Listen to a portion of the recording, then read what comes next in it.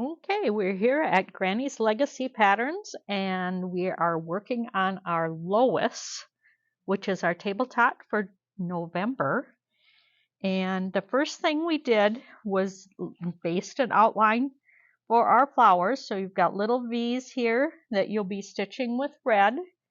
And then your back stitch around the edge is labeled, and that will be in green. And we trace that with a pen on press and seal. And then I applied it to the mat. And so when you trace your outer line too.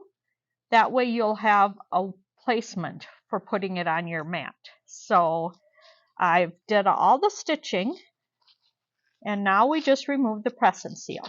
And it's pretty simple. You just go around the edge and pull next to your stitching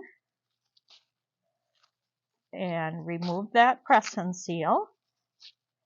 And this takes a little bit of time, but really it's not hard. You can do it while you're visiting with someone or watching TV. And sometimes your stitches may loosen up a bit, but I'll show you how to pull those back into place with a pin. When I basted these little V's for the layout, I'll give you a hint on that too. Finish going around the edge. It's always easiest to get around the edge, and then the center just kind of falls right out. I'll show you that. That comes out very easily, just like that.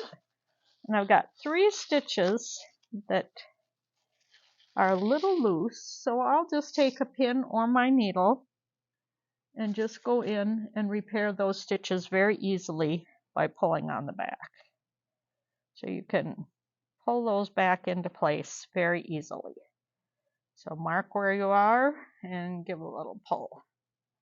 So that will repair those very easily. So now we'll go to the layout of the poinsettia. And that, I've got one more here that's bothering me. I'm going to fix it. There we go. All back into shape. Sometimes you can, like when you get a snag in a sweater too, you can just give it a little snap and they'll go back into place. So now I have a perfect layout for my fancy stitching here as shown in your pattern. Those will be lazy daisies with a bead in the center. And I have all the little V's, and what I did when I did these stitches, I put a knot by each one and just went from one to the other. I knotted, and that way when I pulled the press and seal off, they stayed where they needed to be. But that's going to be a really easy way for us to lay out our poinsettias. So on your layout sheet, you'll notice that the poinsettia, and theirs will be a color picture. And yours will have a color picture, exactly. It won't be a drawn layout. So I'll position my mat exactly the way it is here, and I start with 1, and we try to do this where we label the pieces by the what goes down first. 1, and then 2 is out here. You skip a point. See, I had a point. I skipped a point. Now I'm going to 2. And those little V's will just help you. And I'm using these glass head pins, which are really wonderful.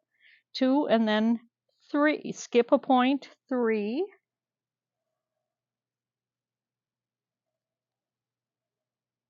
And they're all kind of headed towards the center. And if you pin out here at the outside point, then you can always go back and rearrange the center. Skip a point, 4.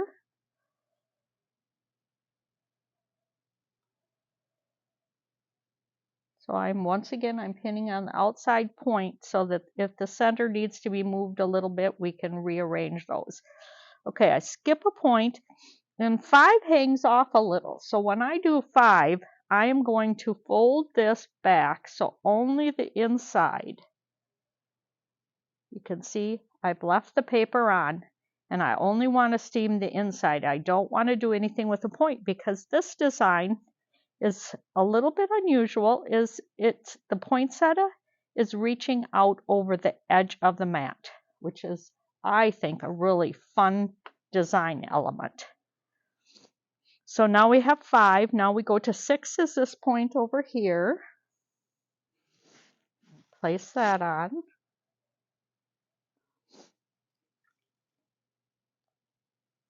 And once again, I'm going to just pin at the points.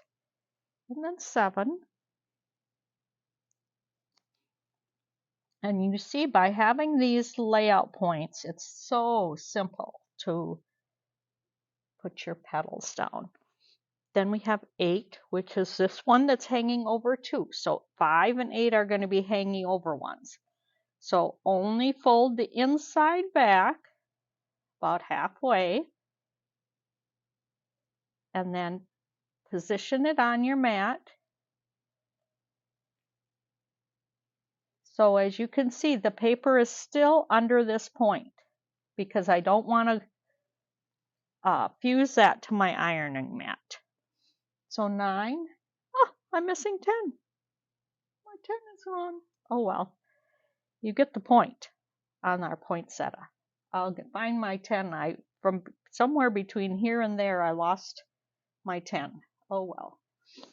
So that will give you a layout, and then you'll just use your pressing affair. And those of you that were in our Tabletop Hot Dish Club, you know you have a little pressing affair that came with your very first kit. This is what you use it for. And then you use a hot steam iron. I've got one ready to go here. And I'm going to use steam and get those going. And I think my iron shut off in the process, so I'll talk a little bit while I'm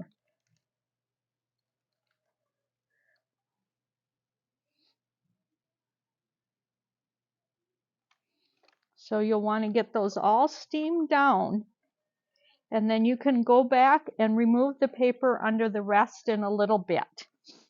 So we'll just remove that paper. Let me get the rest of the steam down, and then when you go to do the backing, you can remove the paper here now because you won't be steaming again. But you can see how cute that was to apply. Now I'm going to give you one more hint for the layout of the Lazy Daisies. So now the paper can be removed because you won't be steaming again till the very end. But for the layout of the Lazy Daisies here, this little decorative stitch around the edge, what I did is I like to go along and just use my bow and iron off pen, and you can just go every so often and mark your slant and mark the way you'd like it to be.